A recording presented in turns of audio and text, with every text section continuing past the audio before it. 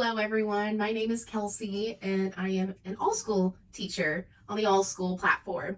So what I want to discuss in this video is professionalism while you are teaching an online class.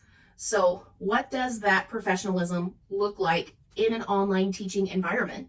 The first thing that parents are going to see, other than you, is your background. Now, your background does not have to be super colorful or busy or elaborate, but the idea for your background is that it looks clean, it doesn't look too distracting, it could have some real things, and it could be plants or pictures or a bookshelf behind you. As long as it just looks nice and clean in the background, you will still have a very nice teaching background that you can teach with. You could even display your name if you really want to, just to help your learners remember your name and remember who you are. But of course, that is completely optional to you.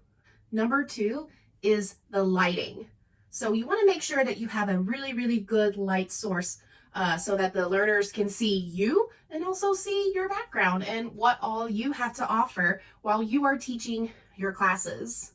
I recommend investing in a ring light because that is going to be the best lighting that you can give to yourself. And I will show you what will happen if you don't get a ring light or if you don't use like a really, really good light resource. So as you can see, I turned my ring light off and you can already see that one side is a little bit darker than the other. And depending on what kind of camera you use, the shadows could be even darker.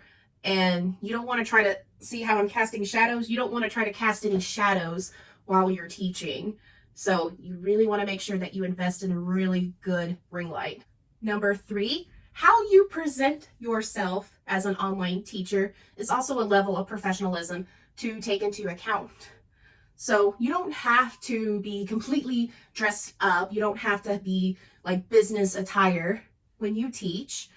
Just a simple, clean t-shirt or a dress. So something that is modest on your body and it doesn't have any like obscene graphics or anything that would not be appropriate for teaching with. So that is also another level of professionalism to put into account, is how you are dressed for teaching classes.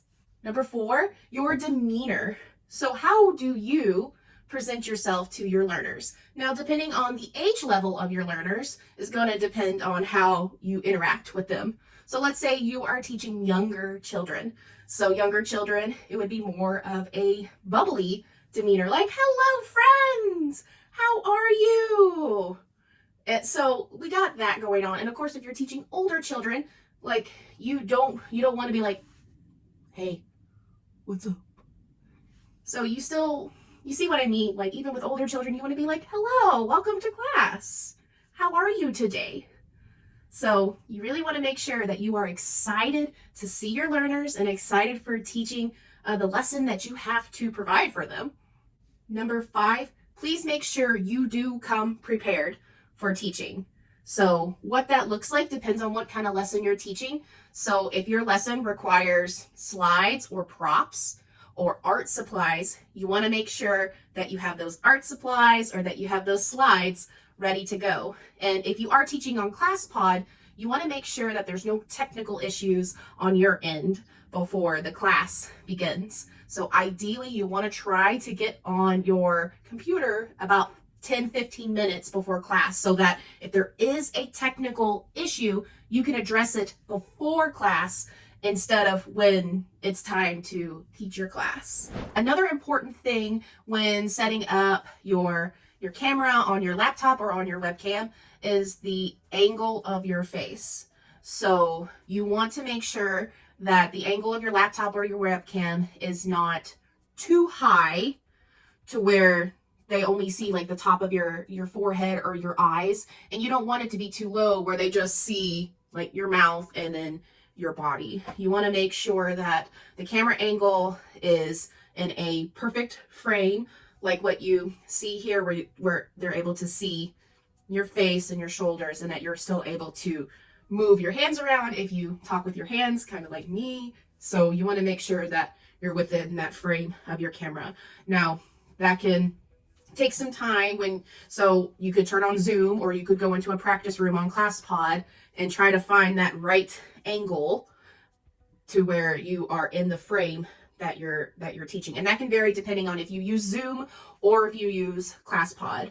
So I would definitely utilize the classroom practice room to make sure that you are within the frame of the camera, and then the same thing with Zoom as well.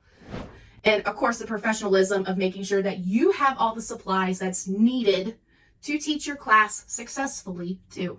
So I hope that these tips are helpful for you to having a great class and teaching great classes on All School. If you do have further questions, please reach out to support. They would be happy to help you, and happy teaching.